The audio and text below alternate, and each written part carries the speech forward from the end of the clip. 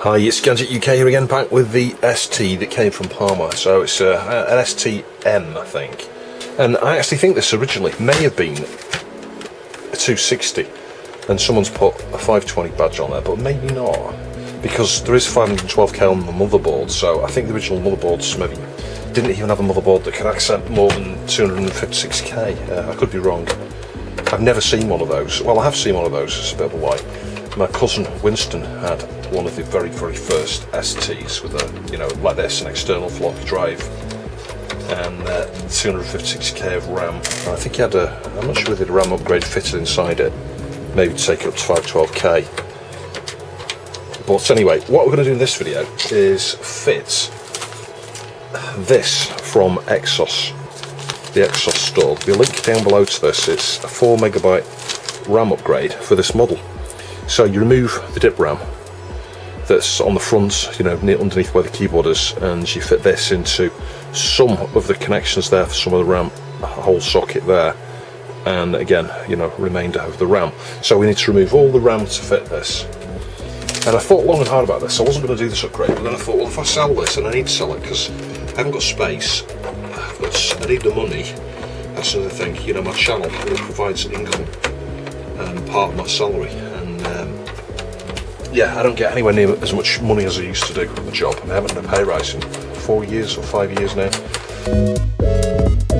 Yeah, and the reason I thought long and hard about this is if I sell this on, which ultimately I will be doing, I'm not going to get the money back. So in other words, all the effort and upgrades and everything I put into this, it won't translate into much more money in terms of sale value.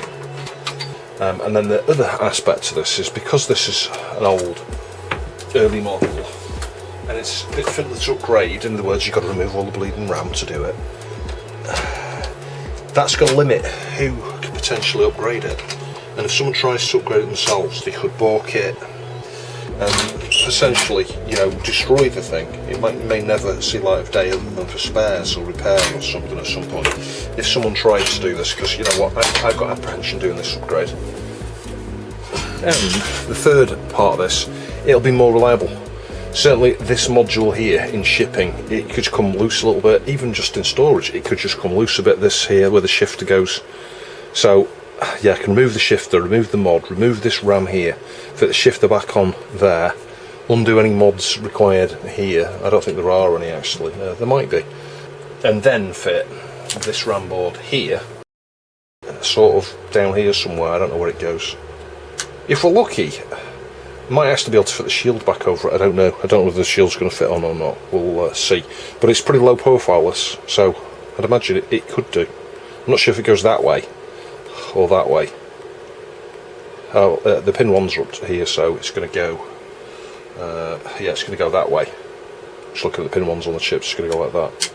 So I've definitely got the right model here because, well, everything marries up. It's going to fit. We recapped this in the earlier part. Every time you think you've got all the screws out, no you haven't. There's still another one. It's one of these. Yeah, I've just realised this model as well, it's got nowhere for the blitzer, has it? It's not a model that has space for the blitzer. I mean, in theory you could retrospectively bodge it somewhere in there. You just need the connections going to the CPU and to power it and stuff, effectively. Anyway, that's the board out. God, just looking at that RAM module's fitted. It looks like it's coming through the inside of the cage here, some wires, and it's going down to resistors on there that go to the what I believe is going to be the NMU.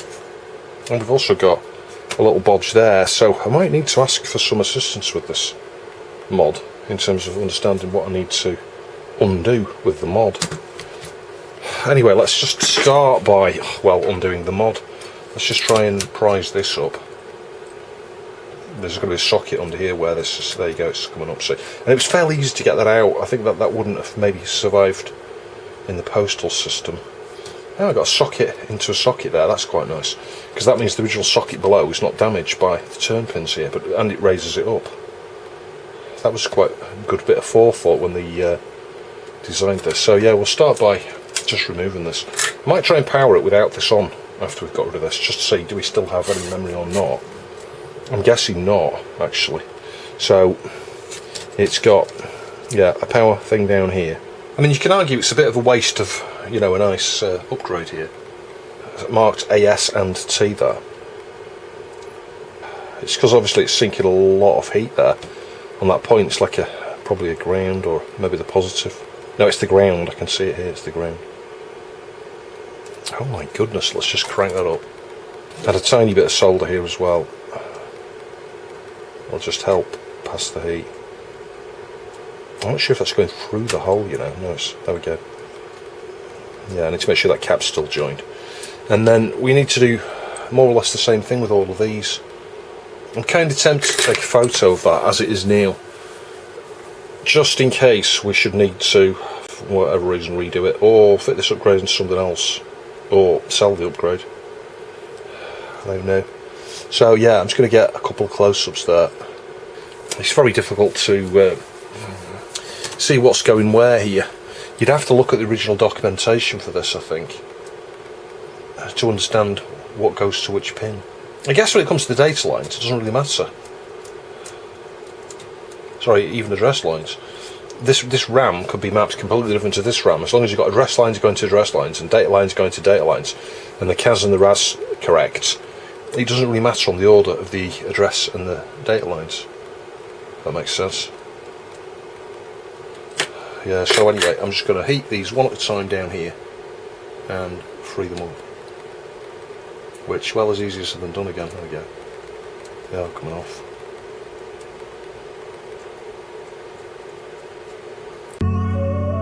Yeah, so whilst we're removing a bit of history here, is anyone really going to want a 1 meg ST in this day and age, when you could have an STFM or something else?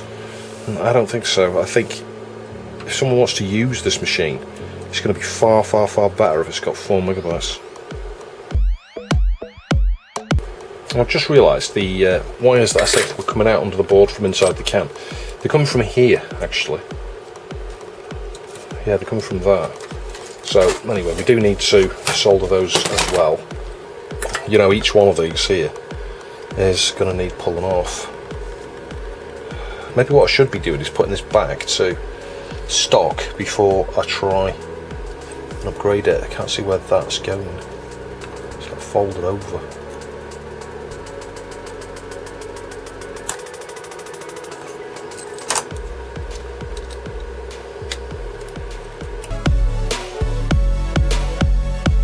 Right, that's those off. So we've got 3 of those, haven't we? 3 things connected there. Just carefully try and... Oh, we've got one down here still. That's me thinking it was completely free from here. It's not.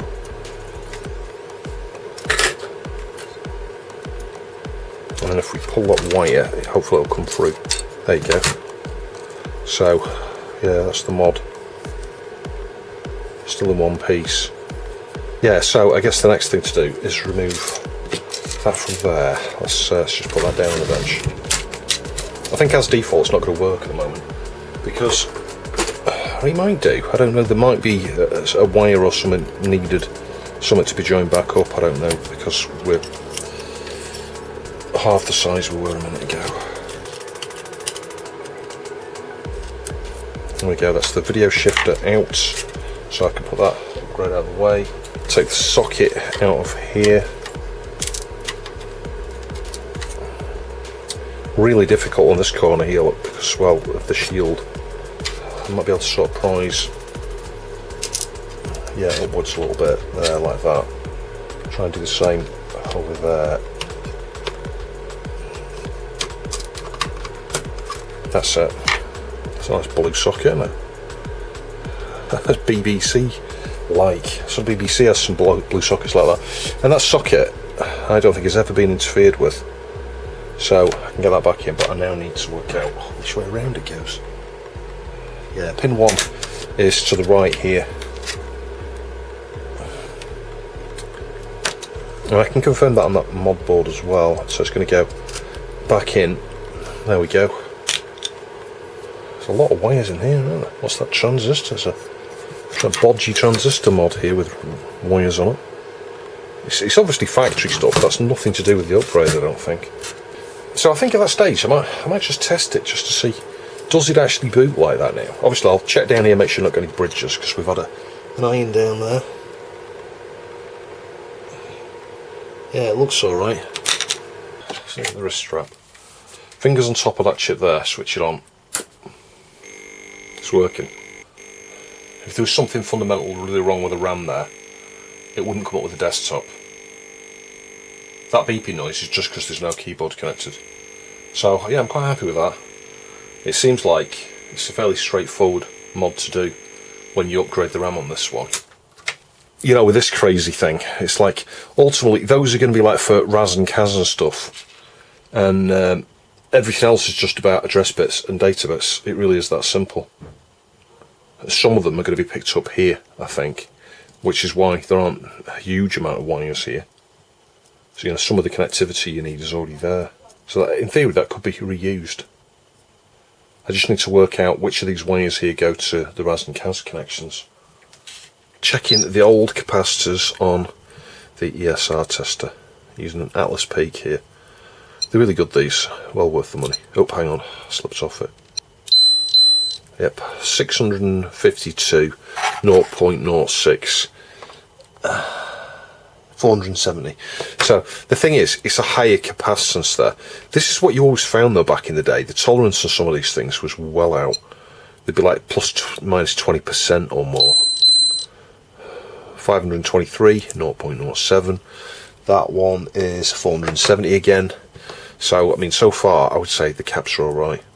Some people will tell you when you get really, really low ESR, it means there's a problem. I haven't seen evidence of that at all myself. 0.58, and that's a 47.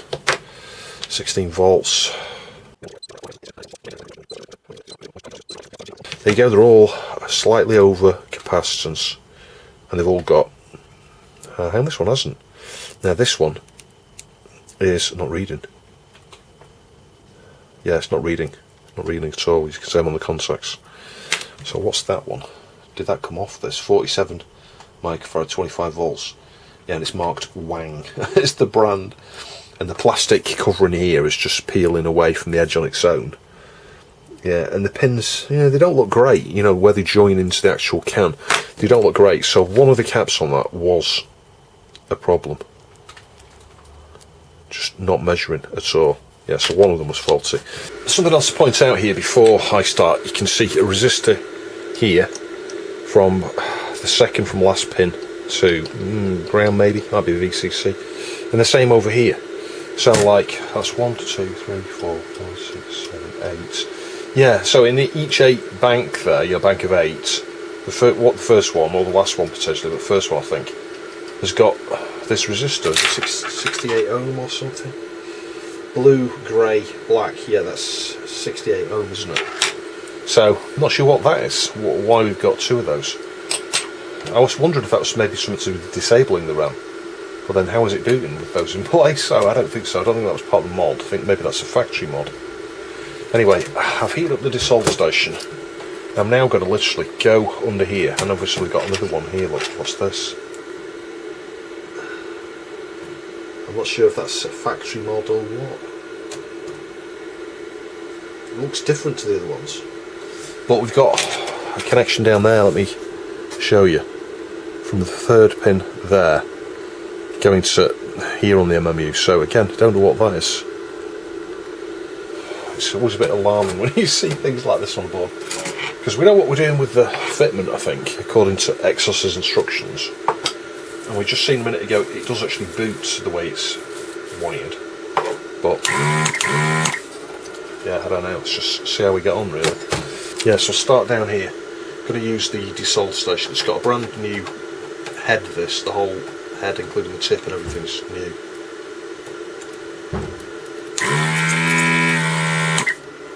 Seems to work. Oh, it's quite hard to get onto there.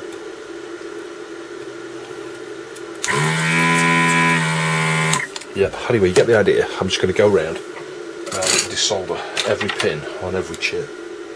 You can see all the solder has come away quite nicely there. So inspecting from this side, yeah, there is a wee bit of solder down there.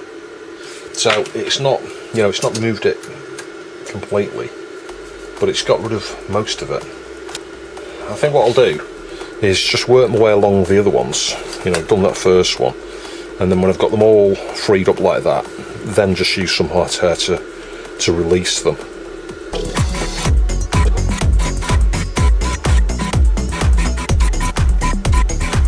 Yeah, you can see here 3 of them have just come off really easy. Let's just try the 4th one. Yeah, even that one's coming up. Look, there we go. Like, very little pressure at all, and they're coming off. Oop, so the desalt station is now working way better than it's ever done for me. That one's a bit stuck on. And that one. It's like, if they're not coming up, don't force them off, but yeah, a couple of these, well, 4 of them, 5 or 6 have come off really easily. Not sure about that first one. Yeah, that first one needs more work. There's more solder on the top side there, but as you can see, no damage. Coming off pretty easy. It is time consuming though. I've been at it about 15 minutes already. I'm halfway through.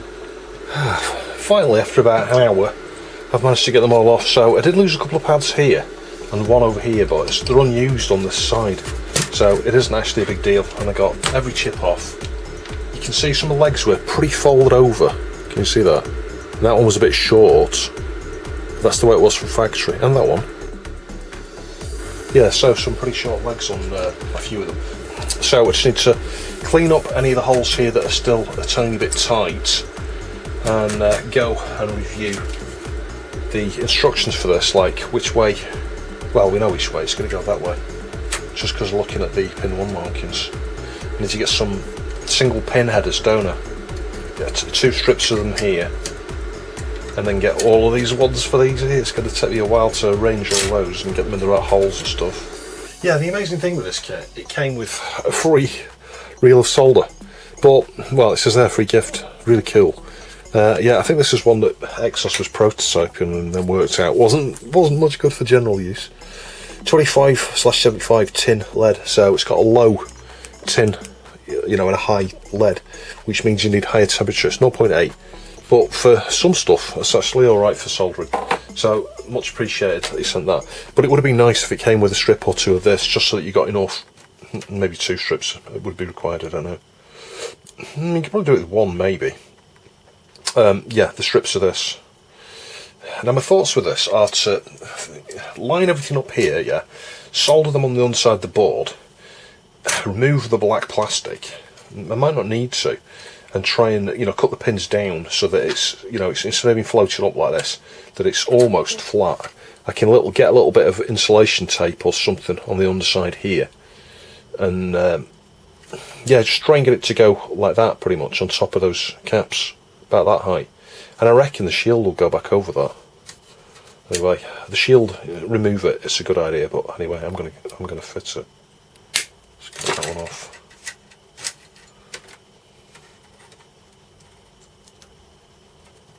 I don't think it came with any pin strip. Just looking at it, no it didn't. Yeah, those are really tight in those holes. So there's going to be very little room for manoeuvre here. But that will make it a bit easier just to get everything just right, I think. Yeah, but like trying to get that into that position there is going to be hard. You know, it doesn't want to go through, is the point. Yeah, that's the main bit. And then you just need to get the other pins in. Maybe what I should do is push these pins through when it's like that, if that makes sense. Because then I can gauge the height here. Like, is it going to be... Yeah, it's going to be fine. It just sits on top of those caps nicely there. Nothing's too short on. So yeah, I could, you know, pull the pin out of the plastic housing and try and push it through, and then solder it in place. I might do that. It's asking for trouble if there's a hole problem, you know, one of them's blocked or something. But I mean, I could just get all the individual pins now, stick them in the holes, and then try and get the whole lot over. I actually think that's going to be quite difficult to achieve, so I'm just going to check the instructions to make sure I'm not missing anything. Like, I need to cut a trace under here before I fit this down.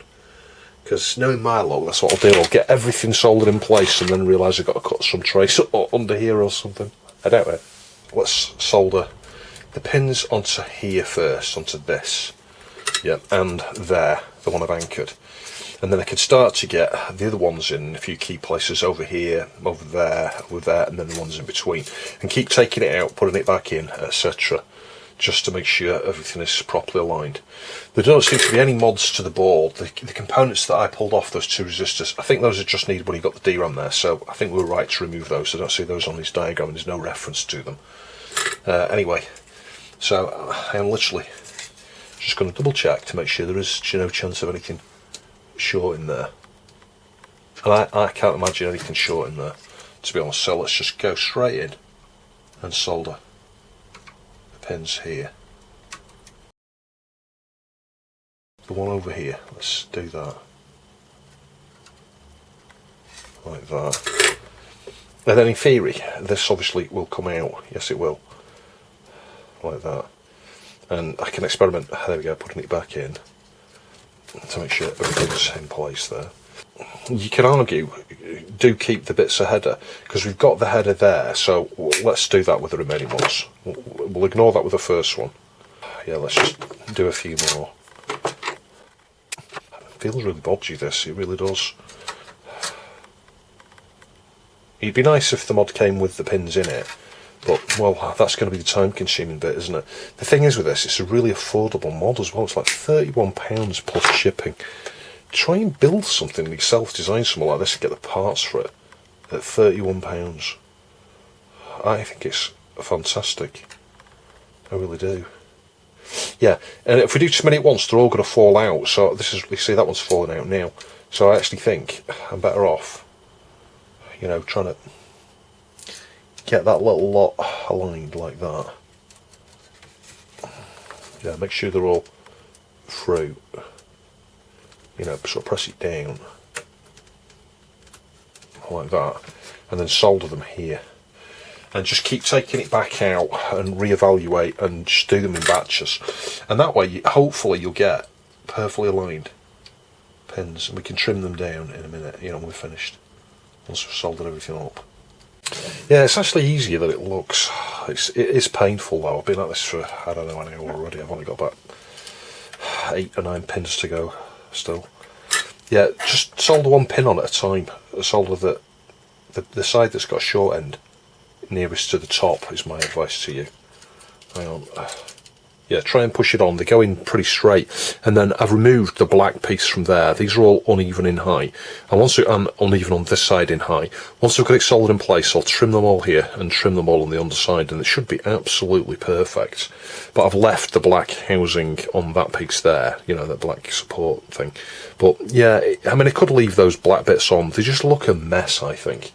Anyway, it's working alright like this, and I'm doing 3 or 4 at once and then trying it back on to make sure everything fits before I proceed and do more. And as I say, the thin part, you know, the short side up the top here, if that makes sense. I mean, in theory you could seat it down like that. It doesn't balance though, that's the problem. So yeah, you've got to see the pins falling out now. And this is the thing, if you try and do too many of these at once, so you try and do it any other way, they just don't stay in place. You've got to burn your finger while you solder one at a time, like that. Ow. And then just make sure it's straight in both orientations. And as I say, just do a batch at once, 3 or 4, maybe 5, and then try it out to make sure it fits before you move on to the next ones. Ow. It goes on really well. And when I come to do the final mount, if I just get this so that it's equal in height all the way along, you know, anchor the centre ones first there, solder those on, and then just try and adjust these bits there till I get a perfect straight line, I can do it really nice. There's not very many to go now, about 6 or so, 5 maybe.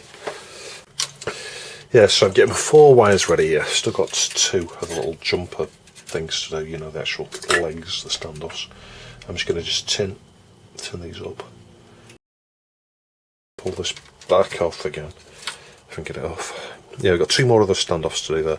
Anyway, I'm now going to try and feed these wires through. Hang on, where are they? Through these holes here. And solder them on. It's quite hard when they're all together like that. It's probably just better to do them one by one. So yeah, I'll just flip it over and solder it. Oh god. Everything about this is hard, and don't drop it whatever you do, because then you bend all the pins.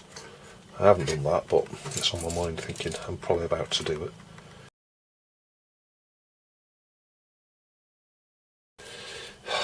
there we go, that's my 4 wires. So they're going to come out that way, like that. Yeah, that went about as well as could be expected. So, just 2 more pins. Let's just get the final 2 pins in. Then we can solder it in. You'd be amazed though, it's like, it was going really easy. And I thought, I got to the last few there, the 2 before that one. Just did. And I'm like, oh, it's really easy, this is all, it always goes in place.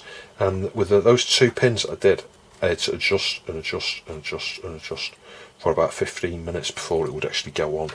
And I was like, what is it with these 2 pins? All the other ones were really easy. And they looked dead straight. See, that one looks a bit crooked now. Yeah, they looked dead straight, but, well, they weren't. And it wouldn't go on, is the point. And that's the thing, the more pins you get on it, the harder it gets to fit. It's one of those things where you get really excited because you get near the end, and as you start getting near the end, it starts getting incredibly difficult. Like, you know, you've got so many things to line up all at once now. That's the thing. Now you go, oh my god, it's a miracle, it's actually gone on. So all I need to do now is just make sure everything is in place. I haven't missed any pins here. Yep, that's looking pretty good. So, I think I can flip it upside down, and I'm going to press here, and I'm going to solder those ones in the middle first, just to get it anchored really nicely in the middle. Obviously I'm going to burn my fingers while I do this. Not intentionally, but it's hard to avoid. I'll try not pressing on the pin that I'm heating, if that makes sense.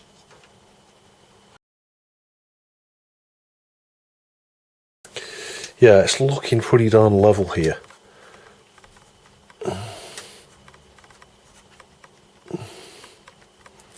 You can see it's pretty flat here, down here. It stands up a bit in the middle. It should be alright, it should be alright I think. I'll probably just like raise it a little bit there before I solder. Or just solder it where it naturally sits, if that makes sense. In other words, just give it a bit of a tap like that, and then just solder it.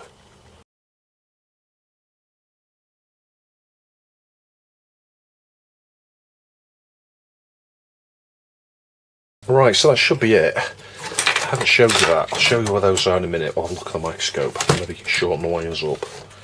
And anyway, let's just try and make sure this is clean here. No bits of junk. I'll move the solder out of the way. Move that wire out of the way as well. Let's give it a try. I don't think there's anything else to do. I saw something about cutting traces and stuff, but maybe not on this model. I hope it works. It's only took me about 3 hours to do. It's a nice mod. It's a difficult mod though, I would say. Or an irritating mod.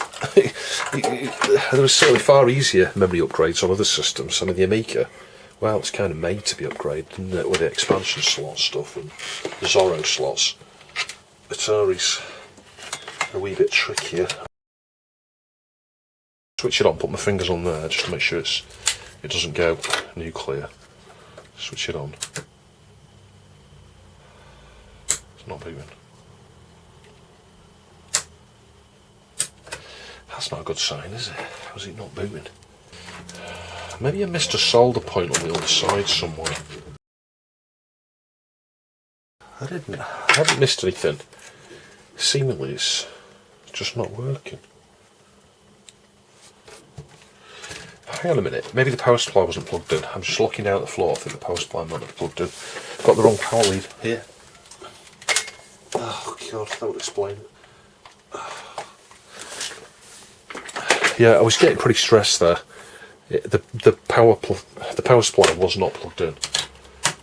Right, so hope it doesn't go up in flames. I don't know. I'll put it at the TV actually. But I'm feeling the tops of the RAM chips. Ah, there we go, we got a problem. But at least we've got something, rather than nothing.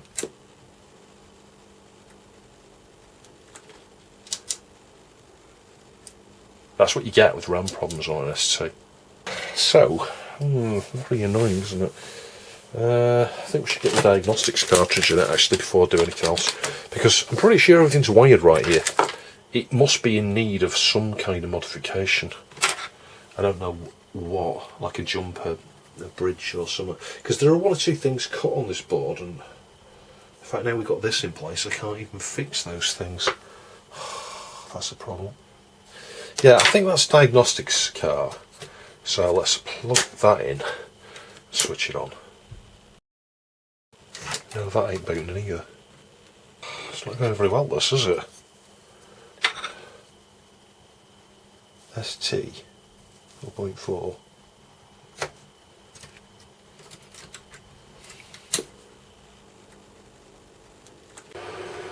So you may think that was a really easy mod. It wasn't. And I don't just mean me moaning about how tricky it was to get the pins aligned. You can see it's in there now. But it didn't work at the end of it, and I spent half an hour messing around, checking everything, resoldering all the connections on here, checking everything, and then I came to the conclusion the two resistors were removed. Must have been something to do with CAS. So of course I joined a wire from the point here to the setting point down on the right, the CAS pin, and the same over here. Still didn't work. What I was getting is a white screen with a black sensor, I think, which means RAM fault usually. Usually means you've got RAM fault. Put the diagnostics card in, just weird colours, blocks, couldn't get anything. And I went for my tea, and while I was on my tea I remembered that resistor that was on the underneath of the MMU was also joined to one of the RAM chips. So I thought, I wonder what that was doing. That must be doing something. I wonder if that's RAS. And I looked at my video. I took a picture. I thought I took a picture because I took pictures at each point as I progressed here. And I swear I took a picture of that resistor. And I came to check my photos, and it wasn't on here. So I had to go back to the footage where I showed you earlier. And I could just about work out here. It's the fourth pin. I looked at the pin out of the at 41256, and it's RAS. I'm like, there we go. And then I thought, oh well, it's somewhere over here. So I looked on the board and I could see the solder point with loads of flux around it there, with nothing, obviously connected. So I just put this resistor back on from the underside, from the fourth pin there to reconnect RAS, and it works. I'm so overjoyed. But I was stressed for ages with that. You won't believe how stressed I was. Got the old setting connected up. You saw me fix that on the extra channel. So straight away, normal screen, and it should hit the drive there, hey, and then it should show the amount of memory, because I've got the bit of code that I wrote. Hopefully it's 4 meg, fingers crossed. Yay, 4 meg. Fantastic.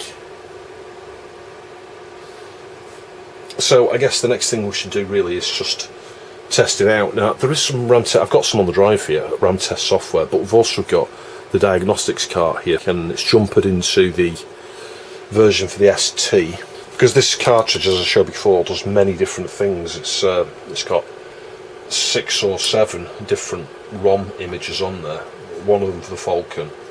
There's also got Genbench on it as well. Yeah, extra's put a bootable, a bootable version of Genbench on there. So if I switch that on, yeah, we get the menu there, and it shows there 4 meg, keyboard Rev 2, 1.4 UK PAL. So if we do R for RAM, testing RAM. Yeah, it takes some time this, I think. You've got to wait for this to keep flashing for maybe 2 minutes. Yeah, I'll report back when that's done. Yay, pass 4 meg. So we've finally upgraded that. Now, the proof of this, if I switch this off, if I boot the Ultra Satan again, Wings of Death, I tried this the other day, and it just bombed out as soon as you launched it, actually. It's one of the ones that was cracked by debug, I think. Yeah, so just simply double clicking this before, it would start to load, and then the desktop would go into like low res and there'd be weird colours. There you go, it's working. One point to note with the RAM on an ST, when you upgrade it, and it's the same with the STE, when you go beyond 1 meg, some games from floppy won't work. I think Last Ninja's one of those, where on a 4 meg machine, if you've got the original disc of Last Ninja and you try and boot it, it will, maybe not on the original, but maybe on the cracked version, it bombs out. And the reason being is because this, on 1 meg, or even 512k, the screen buffer is like the first, I think it's the upper part of the first 512k or the first meg or something.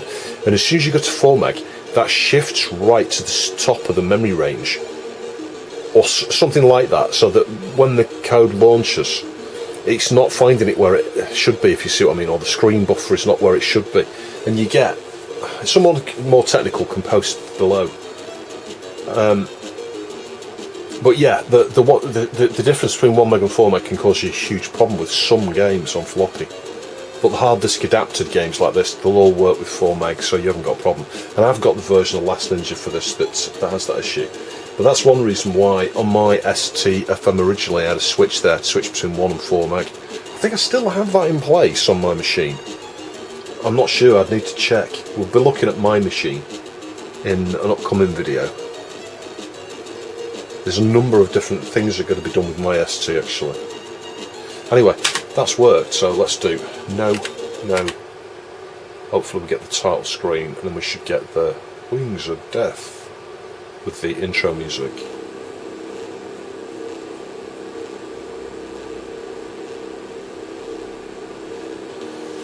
I'll just switch that fan off. It masks out the sound so much, that fan. Bit of space.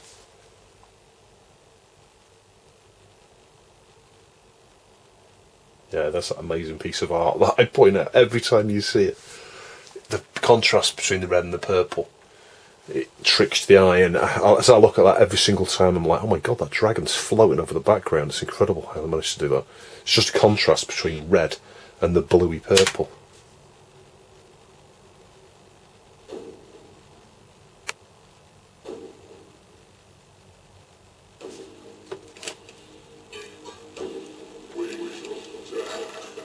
Cool.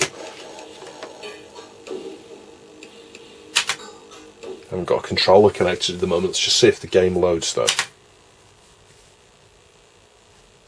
Yeah, the sound is very noisy on this SCART cable, as I mentioned in part 1.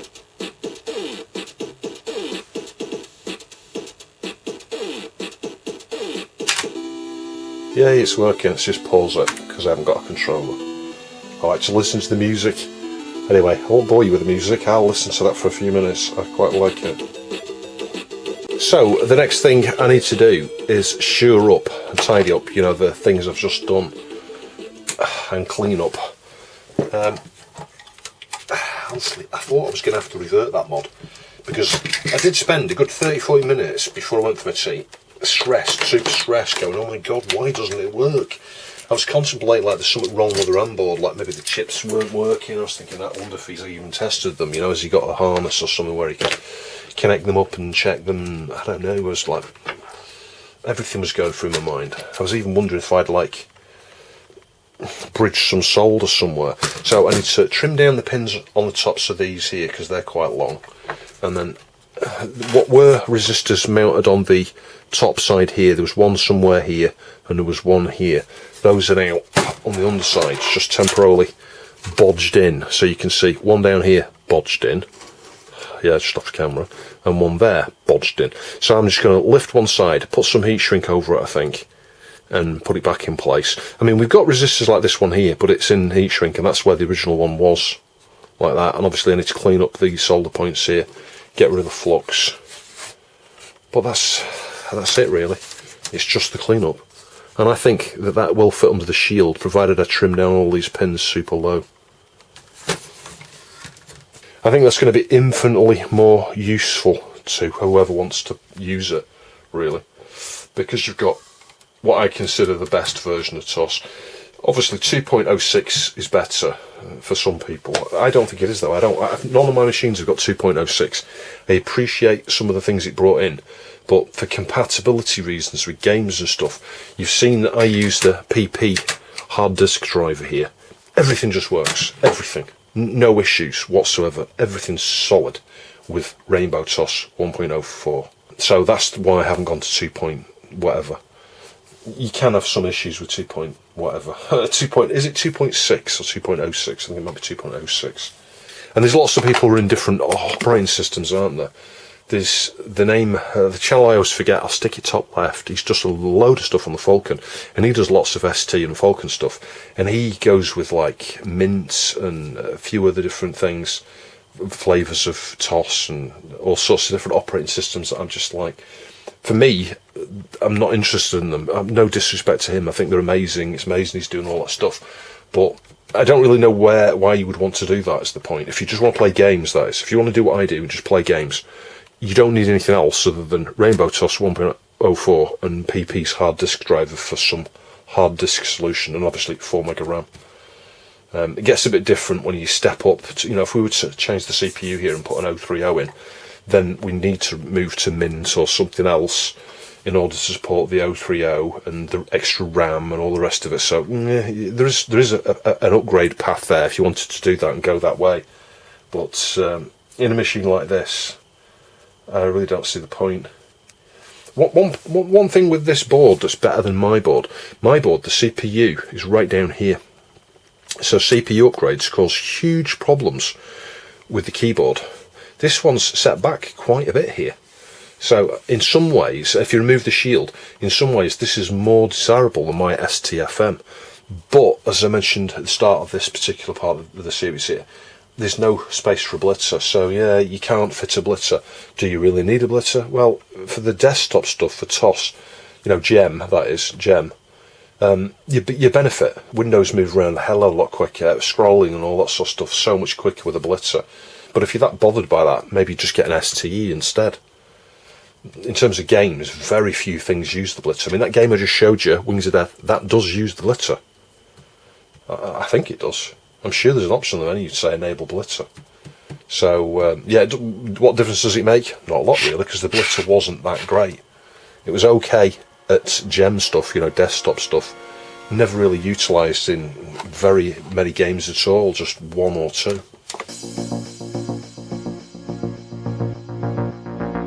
It's hard to tell with this flux on the board at the moment. No, it doesn't. That goes up there, look.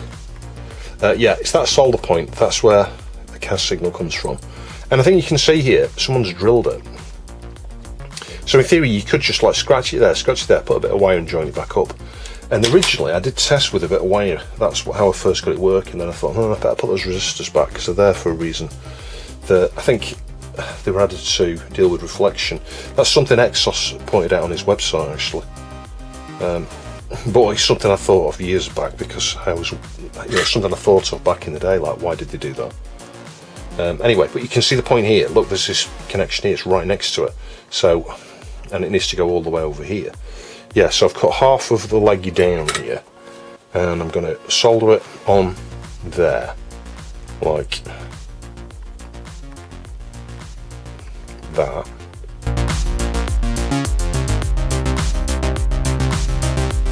In theory, if I push it towards the thing, just get the focus a tiny bit better. There we go. Yeah, if I push it down this way,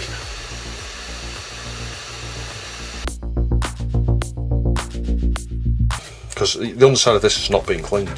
Since I soldered all these, I didn't clean up. So much flux on this though, like even from factory, there's big lumps of flux on there, look.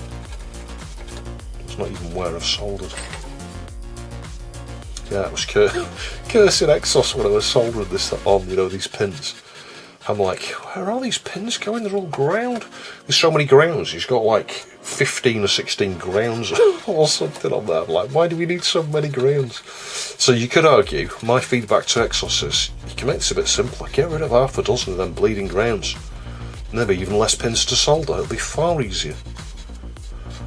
Far easier. There's no chance of ground being disconnected at any point with that mod. It's got like 16 times redundancy protection on his ground. Latch up ain't happening, that's for sure.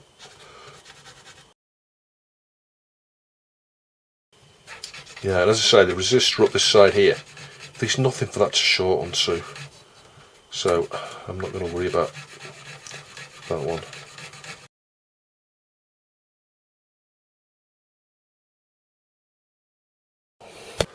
Go like that,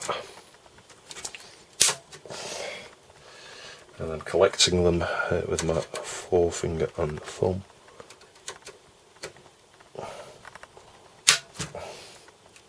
You could reflow them again afterwards, and that's not sometimes a bad idea, because you can fracture when you if you cut say too much off, as I'm doing here. I'm cutting quite large pieces off here. You could fracture the solder. I started these have been cut down, but no, I don't think they have. Yeah, so this is the following day.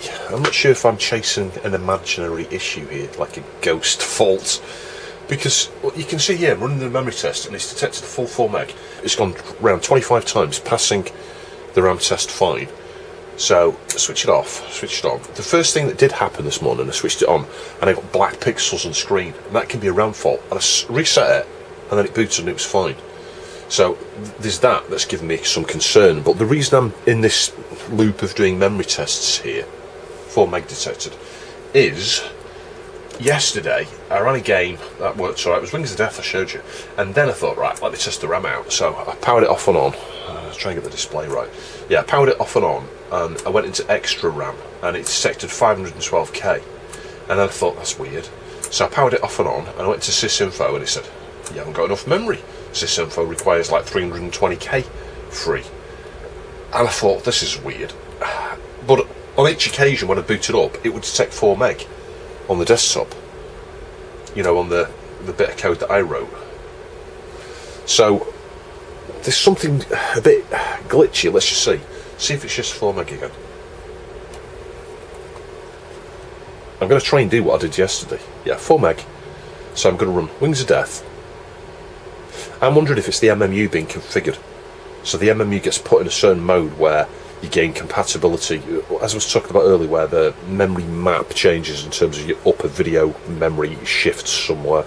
Maybe some of these games switch it, you know, the MMU, in a way that tricks it into working, if you see what I mean. So like maybe Wings of Death is one of those where it does something. It's Wings of Death. I remember having these problems with the ST many times, where you load something, you run something, it behaves a certain way, and then you just do a reset or something and things don't work, and you're like, oh my god, what's wrong with the machine? And you've got to switch it off and leave it off for maybe 30 to 60 seconds before you switch it back on, because stuff gets resident, it's held in the RAM. You get like TSRs, you know, terminate, stay resident type things, don't you? Viruses worked that way on the ST and on the Amiga, but also other things, you know, you can load utilities and things like that, and they can sort of be, you know, terminate, stay resident, and even when you switch the power off, switch it back on, something's still there. Yeah. Anyway, let's just see what happens with this now. I'm going to start the game, and then I'm going to soft reboot it and go straight into a memory test. Hopefully it'll behave the same way. If it does, I'll feel a lot better. But that won't explain the dots that I saw when I first powered it on this morning. The other thing I'm not sure about on this ST is why high resolution is not working right. When I say high resolution, I'm talking about where there's a trick there to get more colours for the box art, for the PP port games. You'll see what I mean in a minute if we try one of those. This isn't. This is done by debug. So everything looks normal here. I'll do start game. And I will wait for it to load that in and start the actual game. Right, press a button. There we go. So I'm going to do soft reboot. I'm hoping it behaves the same way. At no point have I seen my bit of code here go 512k. I've never seen that. It always shows 4 meg, even when there wasn't 4 meg. And I tried rebooting at that point a few times, and every time it would go 4 meg here, and then sysinfo would go, not enough RAM available, and extra RAM would go 512k detected. No, it's showing 4 meg again. So I don't know. I'm now left wondering, have I got an intermittent RAM type issue here? Now we've got a new RAM board. Maybe I should reflow the RAM chips on it. Right, I've just remembered the other thing I did after Wings of Death was, I think I loaded Xenophobe. Because I can remember listening to the music on Xenophobe. So you know what, that's a PP one, you know, Peter Putnick port. Same guy as the hard disk driver here. Incredible guy. As our debug. These are amazing people in the scene. Anyway, so I'm going to go and load Xenophobe again. I'm more inclined to think it's Peter Putnick's code that might have done it. And like I say, there's nothing wrong with his code per se. It's what, you know, it's the method he's used to flip the, it's on that drive, isn't it? Yeah, flip the memory configuration to make it support, you know, game that's aimed at a 1 meg machine, if that, or up to 1 meg machine, I think. So let's run that.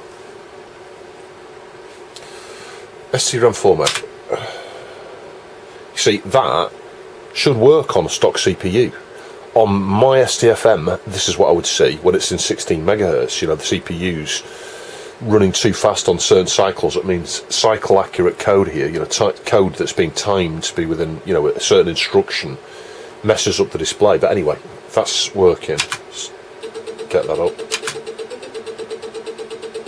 Okay, let's press reset and let's see what happens now. As I say, at no point have I seen 512K come back here or a meg. I've always seen 4 meg. That would be more concerning. If I'd see 512K there, I'd be like, oh, there's definitely something wrong. But I've never seen that. That's what's confusing me. Right, let's now load extra RAM again. I know what's going to happen, it's going to work. I'm going to have some really oddball glitch that's occasionally occurring. Now look, 512K of RAM. That's it. I've worked it out. That is it. That is it. The MMU is now configured in a way that is, I don't know, maybe disabling a load of RAM or shifting blocks around or something. I don't know what options there are with the MMU. This could confuse you completely on an ST.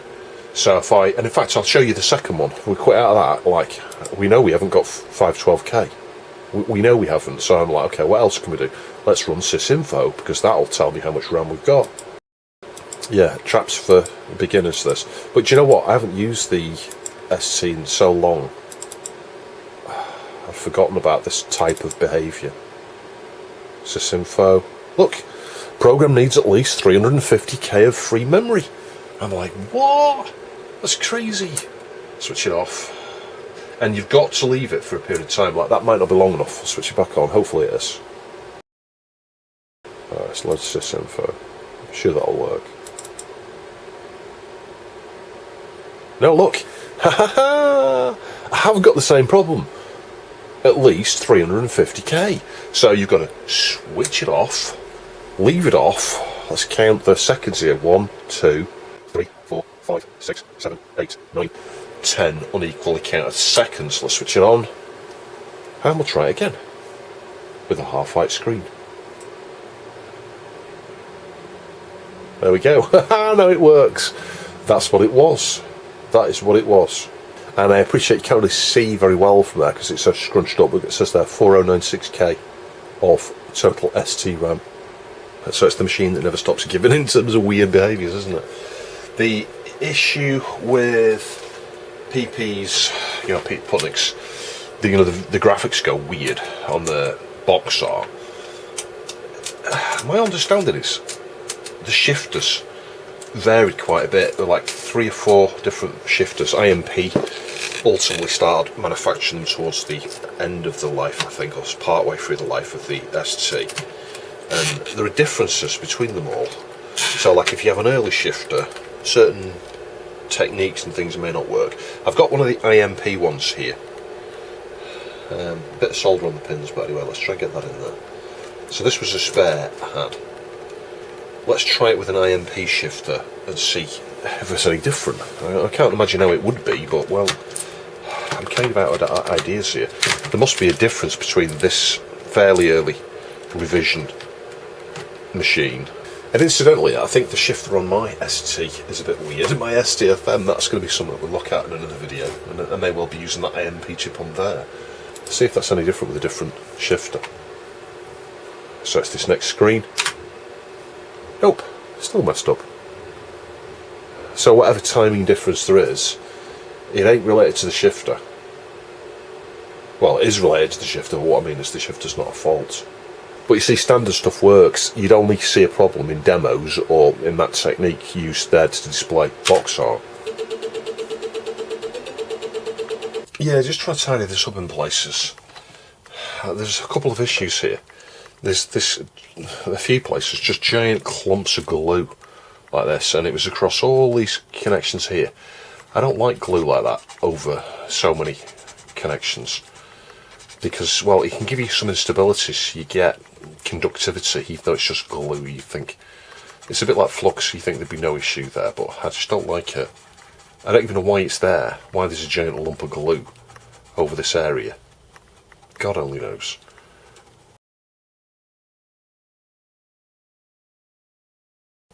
But also over here, I just touched this with the cotton bud, just gently, and you can see what's happened. There's been a fixed trace here, presumed from manufacture, that was on there, and it's just lifted off, and it was like literally no pressure at all. I think that was barely making a connection, because it's not damaged it further, but what it has done is just detached. So I think that's been the source of instabilities on this. May even explain the weird bombs that occasionally happen on this machine, because that ain't joined up. So what you get, a tiny bit of flux there, and I'm going to press it down. Yeah, to hold it there at that, hang on, if I can, this thing's in the way. Hold it there at that point, and then just see if we can.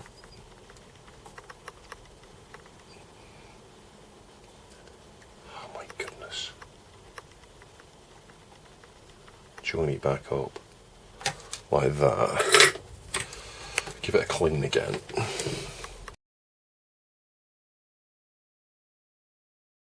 But anyway, that's definitely joined up. If I rotate it a bit, you can see the solder joining around that corner.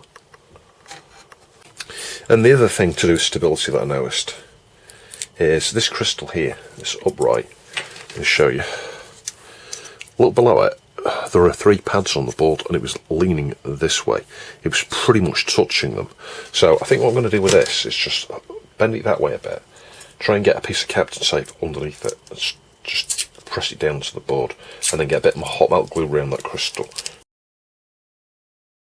So after that clean up work on the board, cleaning up the mod here, cutting down the pins, everything's looking good there. I want to just test out the shield before I get the screws in. Yeah, we got some bombs again, and I've just remembered something. 2 bombs mean something. The count of them is an indication of the error. And I reset it, and I got 2 bombs again straight away. And this is the thing until you power cycle it. I'm just going to look up the bomb codes, like what does 2 bombs mean on TOS. Again, look. 2 bombs means drive not ready. So you may have a floppy drive problem. So I think this is because we haven't got a floppy drive connected, you know. I think some of these issues are down to not having an external drive connected. Right, Mega Drive pad plugged in. Let's just wait for it to finish its unpacking. I think you need 4 Mega RAM for this, actually, this version.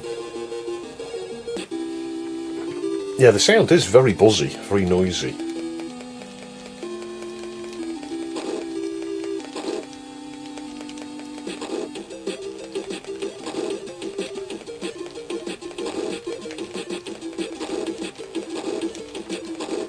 I don't remember it being this hard at the start. To be fair, I probably should have got that power up. Oh my god.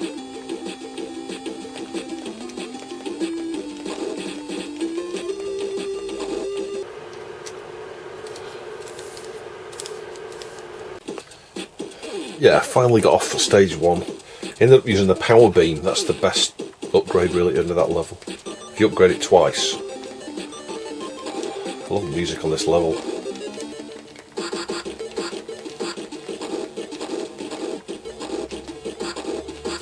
You lose a level of your weapon upgrade between levels, that's annoying. Like it was 1 more power up level than that before, at the end of the boss, and now it's gone down a level.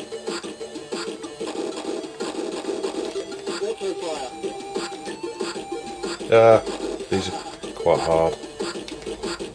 I'm going to take this badge off, I think. I'm going to heat the underside of it, or the top side of it, with 100 degrees, and there are 2 holes here. Yeah, you can see the 2 holes here.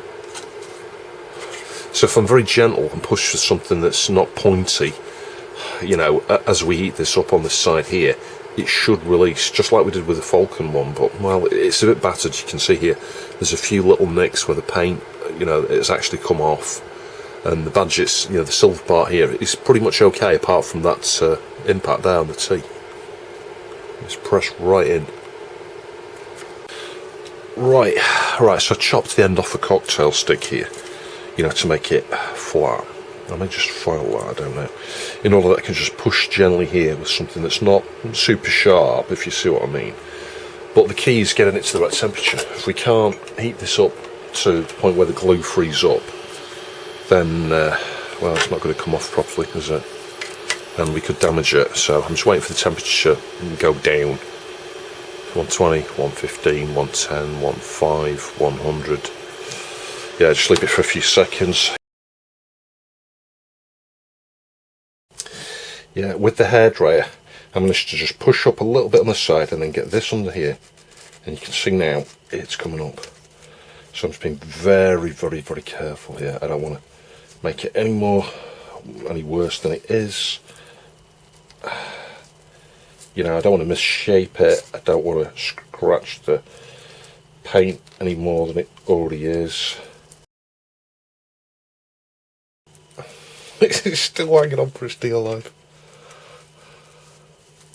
It doesn't want to come off, this one. There we go. Yeah, that's it. I've got it off. That's a miracle. An absolute miracle. So I've got to be careful I don't, first of all, stick bits of hair on it. Don't drop it on the floor. I'm going to leave the glue that's on there. It's warm, and in fact it's not. It's not sticky anymore. I was going to say it's warm and sticky. It's not. Anyway, let's bring the microscope in. Yeah, so you can see the problem there on the T. If we just have a look along this, it's yeah, you can see the bits of paint that were already chipped off it, but no additional damage, and yeah, it's pretty straight. I've actually got that off okay. So it's this that's the issue. So here, there we go, we can see it on the inside, look. So if we just get a round implement, we can hopefully push that down. You just got to do it carefully. This is the same sort of technique that people do in the car dent removal industry. And I think the way I'm going to go about this is to get this. So this is a flat, you can see here, it's a flat, yeah, ignore that blister. It's a flat end there. And it really is going to be a case of putting it on a flat surface like this. This isn't flat enough, actually. I'm just going to put the ruler under it. You can see it's ridged. So you want something that's completely flat. So I'll stick it on that. And we're going to put it over the centre of the point there. And what I need to do is just get my hammer and just give it a gentle tap. I'll try and show you this off the microscope. So I'm putting it on the flat part of the ruler, getting it in the centre of the point there, and just giving it a gentle tap. A few places there.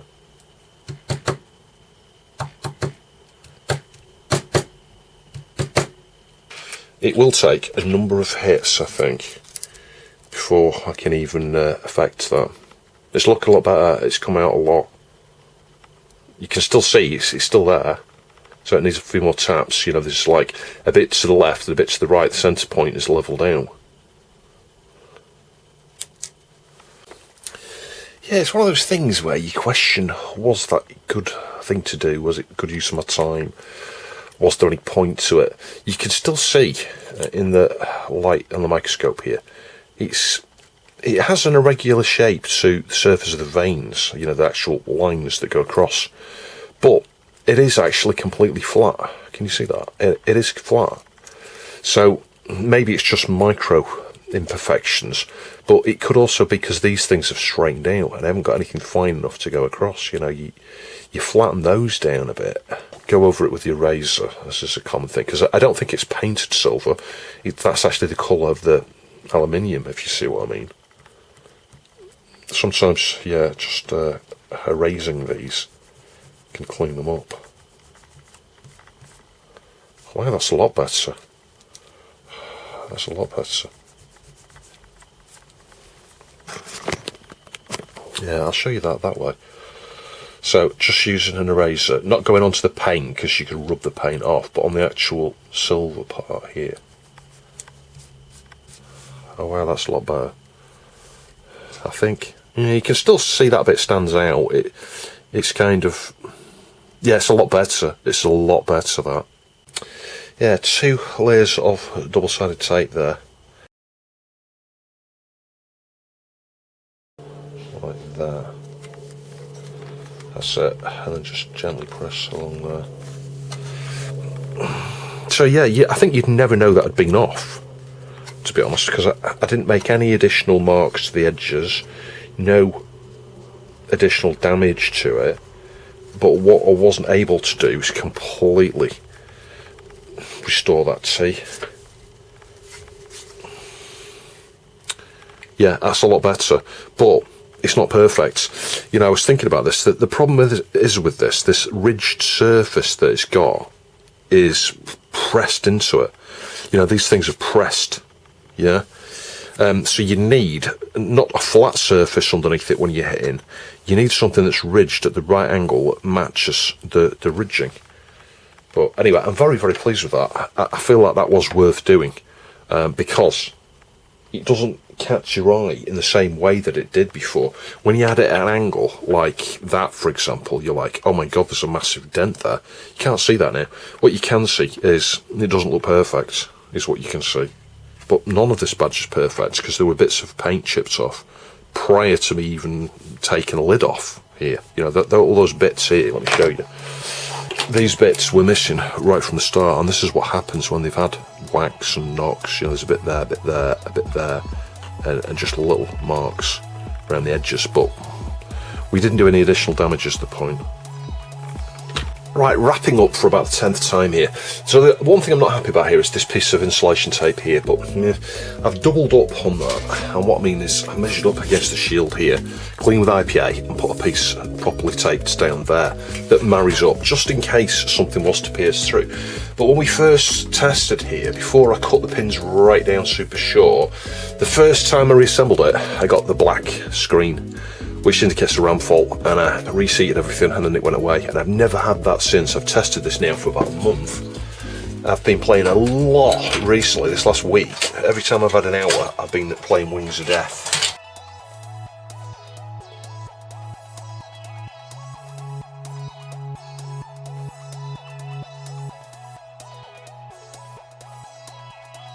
So massive thanks to Rich Palmer, thanks for sending this. Really enjoyed working on it. You can see some photos I took here at the end. The badge looked an awful lot better after that hammering. It was totally solid and stable. I tested it for a good 2 or 3 weeks, playing Wings of Death most nights actually, just for an hour or two here and there. I got to like level 5, so yeah, I did get further on that game. There'll be a load more Atari ST videos coming up. I do hope you found that video interesting. Please like, share, subscribe. Be interested to know your opinion on the Atari ST down below. Do you have an Atari ST? Did you have one back in the day? What games would you recommend checking out? I'll catch you in the next video.